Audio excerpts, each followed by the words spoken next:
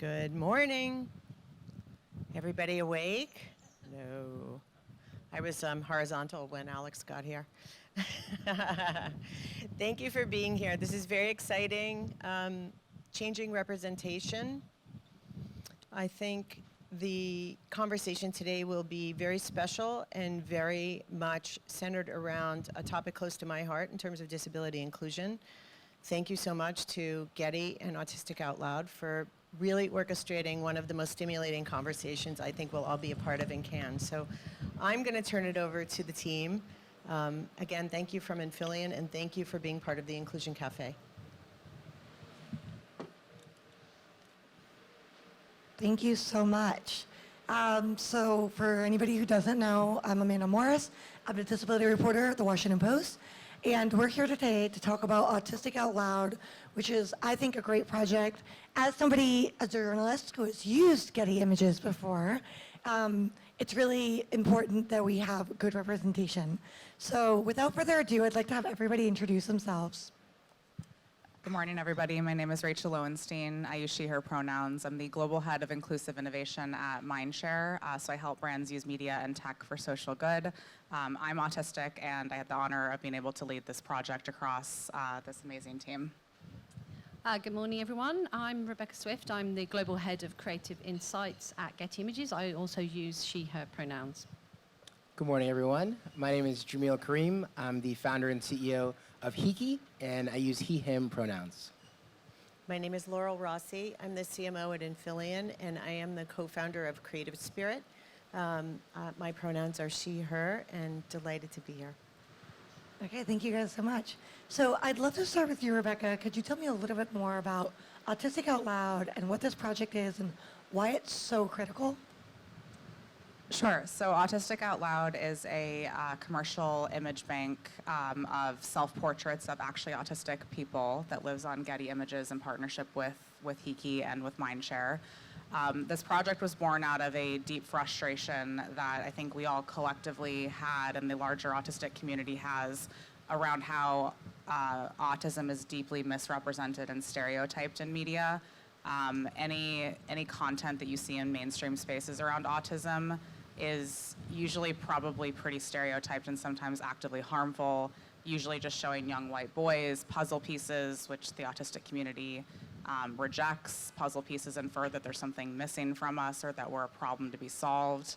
And as leaders in media, we knew that we could fix this issue. So we partnered with Getty, leaders in progressive representation in media, Hiki, who helps connect the autistic community to each other to find friendships and relationships, to better represent autistic folks as we see ourselves.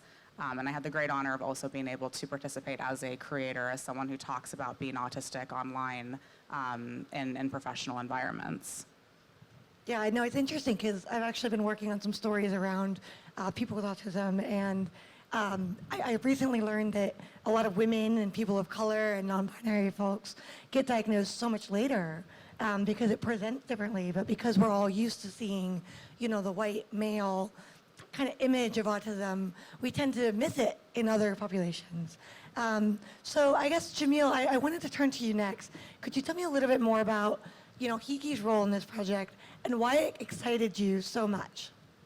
Yeah, I think Hiki's role in this project was, I think, for one, to get access to the community and to build trust with the community in order to do a project like this with them. I think when you deal with underserved communities who have often been overlooked or taken advantage of, building trust in order to do these types of projects is really important. I think that's something that Hiki has done through the work that we do for the community by creating the space. And so access to the creators who are the ones who are creating the actual content, I think is the biggest role that we played.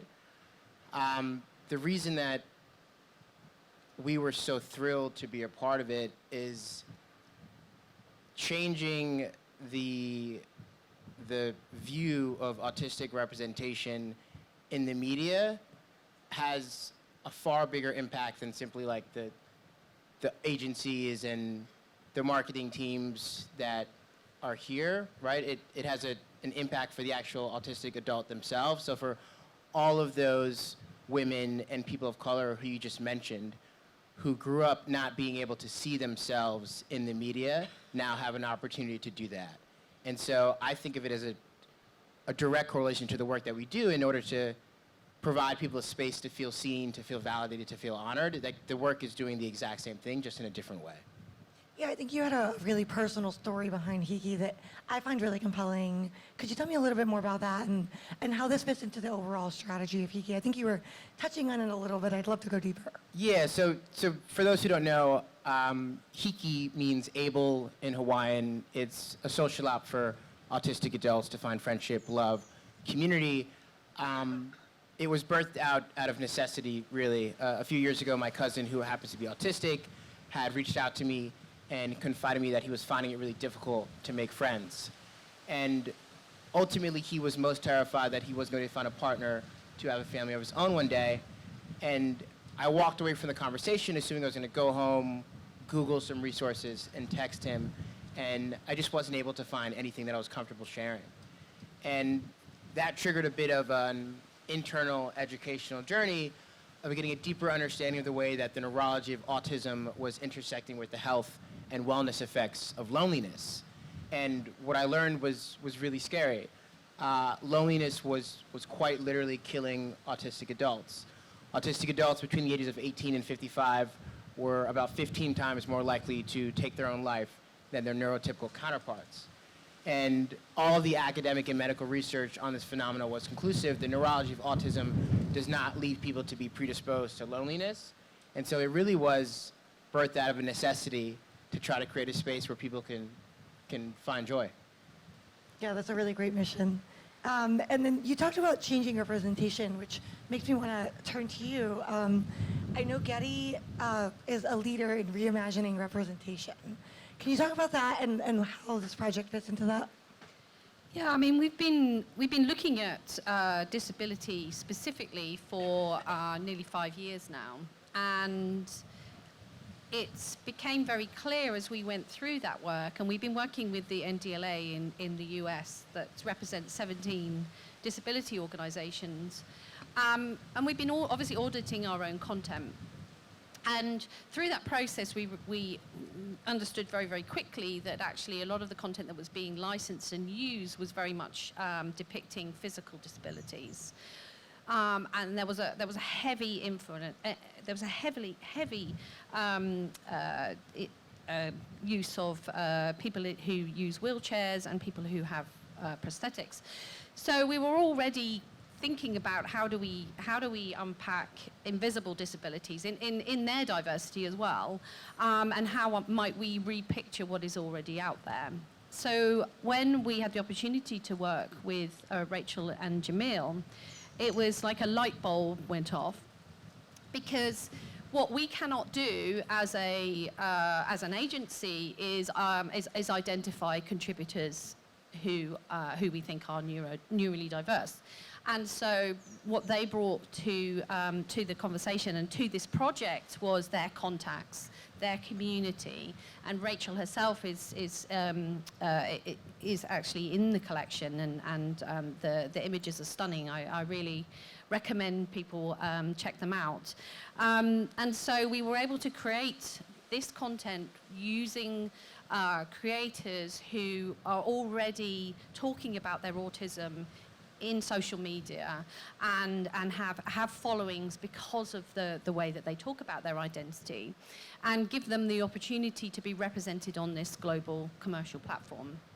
And what we wanted to do with this project right from the very, very start was go, away, as far away from the stereotypes as we possibly could, and you've already alluded to those, and Rachel mentioned too.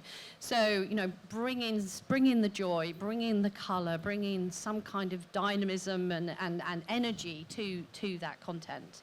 And I think the key thing for us, obviously, is that the creators themselves were deciding how they were going to be represented and doing it, photographing themselves in the way they wanted to be seen.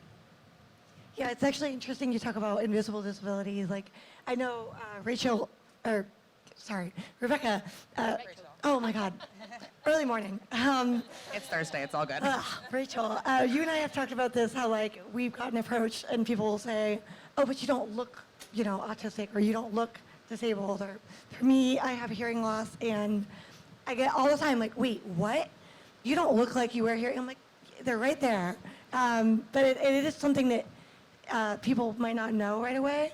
And so it's so easy to not realize how many people have disabilities because you don't always see it.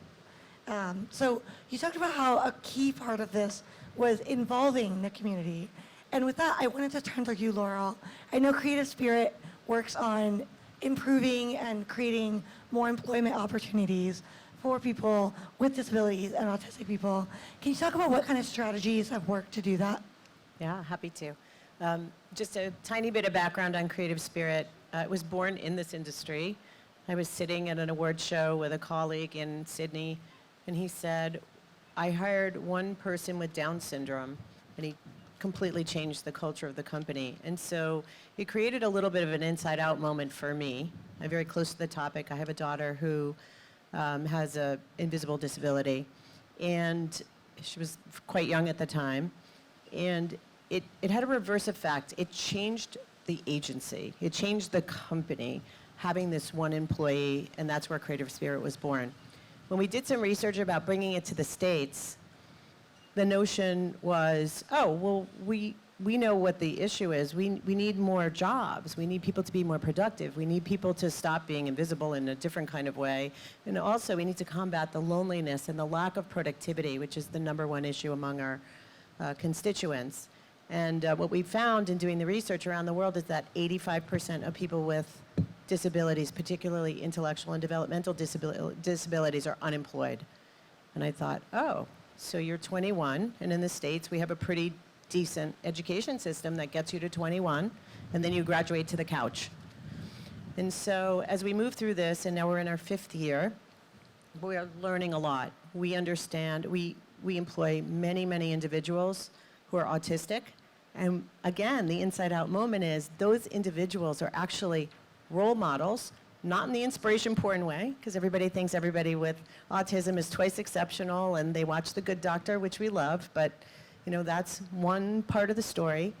And they come into an organization and create profound change throughout the organization.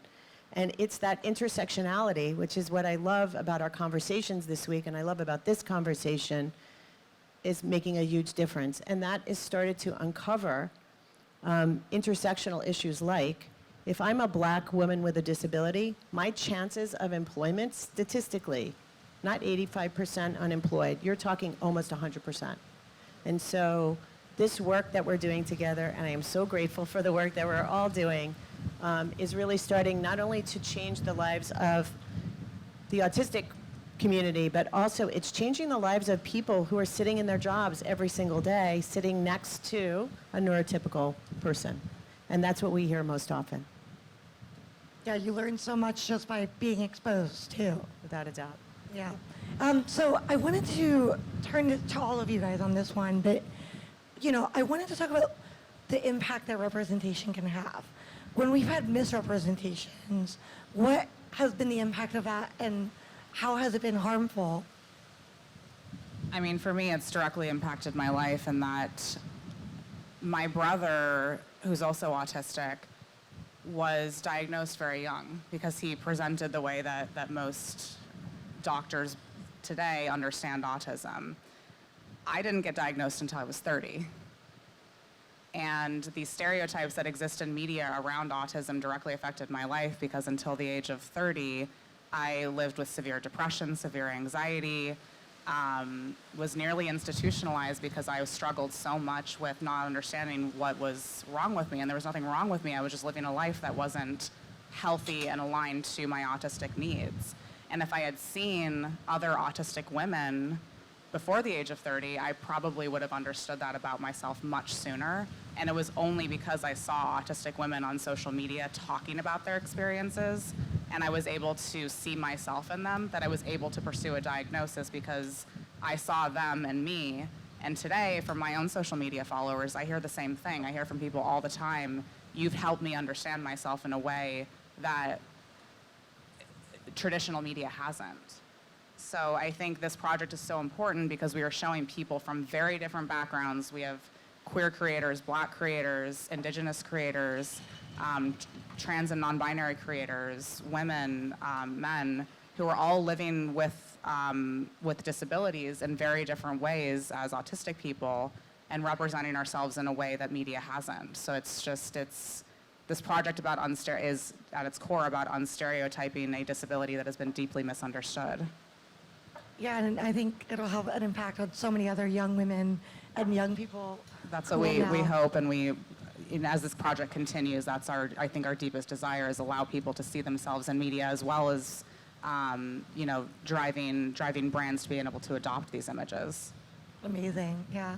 And I think, something that we talked about early on in this project was that we wanted to alert the creative industry to the fact that we have some amazing creative creators, and that we want them to sustain a career in this industry and to be able to take on work and also even be looked at as an option. We're an incredibly, we pride ourselves on our creativity, and we actually pride ourselves on divergent thinking, but not when it comes to divergent, neurodivergency. So I think I'm hoping that this project really just opens a can of worms in terms of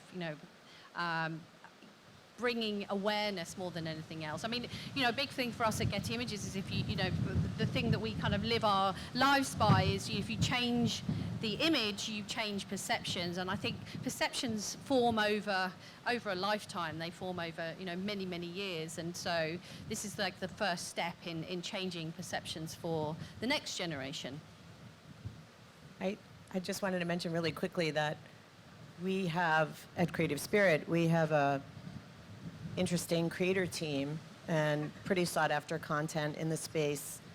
We have a young man who is hearing impaired, a woman who has ADHD and dyslexia who runs our social, and an autistic gentleman who writes all our content. And the #1 issue is where's the imagery? Where is the representation visually? So we're super grateful for what you're doing because it is our #1 most sought after asset. So you said, where is the imagery? I wanted to ask you, Rebecca, a really fun question, which is, what was your favorite image to come out of this project? I've seen them. They are great. There's such a diversity. It must be hard to pick. Yeah, exactly. And I get very, obviously, because I spoke to all of the creators and we talked through the brief and we talked about the imagery as it was being created. So I'm very emotionally involved in all of it. But I think the one scenario, the one image that really blew me away was by the creator Seth, who created some imagery of their housemates in a kitchen, or roommates if you're in the US, and the three people were each creating a meal. They might have been creating a meal together, but it was very much a scenario of the three of them together, but not together. They were very much doing their own thing, and it had such a powerful impact on me because I've done that scenario so many times, and it's always a happy, interactive, kind of sometimes romantic, very much about being together, but being together in a very, a very specific kind of way that has been visualized over and over again with absolutely no capacity for thinking about how people might interact in a different way. And most of those images that I've been involved in have been directed, so there's been lots of possibility to do it in a different way. And it felt like a wonderful moment. It was a happy moment. It was a moment of togetherness, but it was togetherness in a different way. And that, again, that's given me so many ideas in how we might continue to create this content, how we might create content for the future. And there were some beautiful pictures of Rachel as well.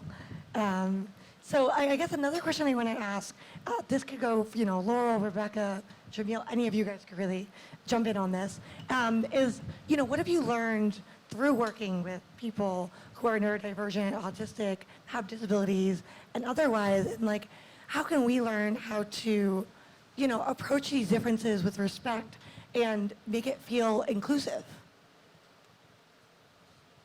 I'm happy to take a stab at it. I think for me, my work at Hiki is typically centered around how to design technology for accessibility, right? And I think that has not just been how we build our product, but also how we run the actual company. 80% of the people who work at Hiki are also autistic. And I often get asked by other CEOs, well, how do you do that? That they're just like so taken aback, and they believe that you have to provide all of these unfair accommodations in order to make the workplace work for neurodivergent adults, and you simply don't. And everything that we do in terms of creating a more accessible workplace is actually positive for everyone else on the team, regardless of whether you're neurodivergent or not. And it's really simple shit, right? It's like, I don't put a meeting on the calendar without also sending a very clear agenda up front, because otherwise that could trigger some anxiety. I don't require every single person to have their video on Zoom, because sometimes they don't want to have their video on Zoom. And I think the perception of that historically was that meant you weren't paying attention, and that's just simply not the case, right? It's a lot of small things that we can do that I think every institution can do regardless of the makeup of their workforce that can really make everyone's lives much better. Just to build on that too, as someone who's autistic and a leader, because unfortunately autistic leaders are very few and far between, I think, to Jamil's point, most of these accommodations and ways that you can be more neuro-inclusive at work are free. They cost you no money. I think a lot of people think that creating accessible accommodations or being more neuro-inclusive is a very expensive, lofty thing, and it's really not. These are very small changes to working that really require very, very little change to how you're doing business. It just requires you to be a little bit more thoughtful. And there's a ton of institutions and organizations that are now being created to help brands and companies become more neuro-inclusive in how they're doing their business. You don't need to work with those people, but they also have tons of free resources that you can tap into. I think this is a very rich topic for creative spirit, but I think we've learned two things that some have been pre-existing, and I think that Jamil covered the accessibility topic really nicely. There's 7,000 accommodations available in Jan, and most use the top 10 most widely, right, that list. And they cost nothing. But more important, I think when we make that information available to the organizations, what we learn is the employee population is also, 20 to 25% neurodivergent. And so employee populations get better, and they get access to their accessible accommodations, if you will. And when that happens, all the productivity gets better. So there is a business benefit, but more important, there's an enormous humanity benefit because everybody's now the same. And so that equilibrium in an organization makes for better teamwork. So that was one observation. The other is in my work at Amphibian, one of the things, we do a lot of, we work a lot in streaming and a lot in video. And, it's hard because people want a visible signal of invisible disability. And so we're working on that in some ways. We were talking earlier about how do you create that kind of representation. But more important, how do you create the technological accommodations that everyone needs? And you'd be so surprised to know how little, read to text is available, et cetera, and we're baking that into our video product. And that's, I think, going to be a huge change for the industry. Yeah, I always say accommodations are just something that everybody uses. Whether you think about it or not, whether you have a disability or not, we all use things that help us do our jobs better. And it's interesting how much accommodations play into everyday tools, like our smartphones. The fact that they're touchscreens, that was an accommodation for disability at one point. And so you might not realize it, but for me, it's all about captions. And everybody likes captions and subtitles now. So it's not just for deaf people, it's also for neurodivergent people, people who just do a little bit better with understanding everything when there's captions. So another question I want to ask is about the impact this project will have. I want to turn to you, Rachel. Can you talk a little bit more about how you think this will create a ripple effect?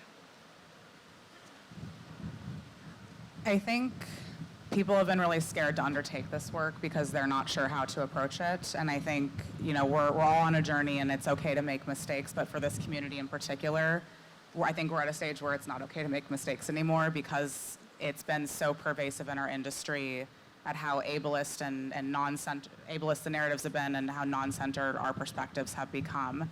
So I think by seeing this work, hopefully it will give other brands and organizations the bravery to undertake this work, to center their autistic employees and center their autistic creatives, if they have any, to be able to drive similar work, or simply to be adopting the work that we've been doing and using their brands and our content with their brands. I was on stage with the CMO of the IBM Weather Company yesterday, and on stage she pledged to use the assets because it's just a no-brainer, right? You should be using this content in your own imagery, in your own advertising. And hopefully by seeing other brands pledge to use it, we also have Google who's pledged to use the content as well. Other brands will tap into it. So I think because brands have been so afraid to enter this territory, or they've just been simply unaware of how pervasive the problem has been, we've now raised the issue. People are very aware of how pervasive this problem is. We can now signal to others that they can undertake this work with us as well. This wind is very crazy. Yeah, I know, the wind is I'm like, oh. You want to jump in, Laurel? Here's a feel-good moment. When we were preparing for Cannes, I got a call from Havas, and they hired 3 of our interns this week while we were here. And I'm really excited because I think that what we're doing and what we're talking about is creating real action. I mean, we've placed over 1,000 folks, over the past couple of years in full-time positions, but just to have somebody new on board because of what we're doing, and they read about what we're doing up here, was incredibly moving. And it's I did run next door and thank them, by the way. Yeah. It's also just important to note that these images could be used for any kind of campaign. It doesn't have to be related to people with disabilities.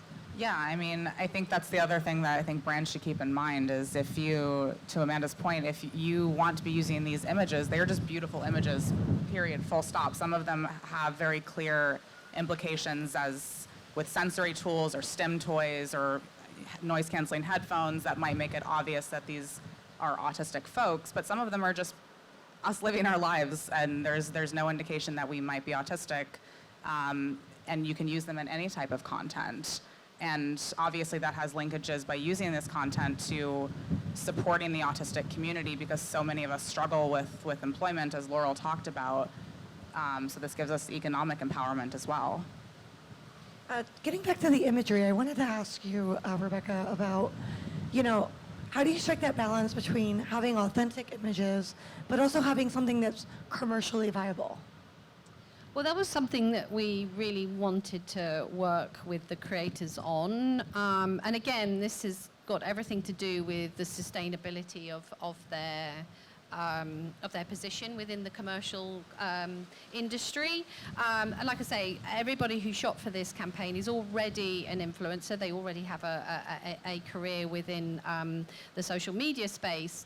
But shooting social media content is a different beast than shooting commercially, because when you're shooting commercially, you have to very much think about trademarks and copyright infringements, and to ensure that you're not including logos. Something as simple as a logo on a headphone, as Rachel found out, could actually ruin your entire shot.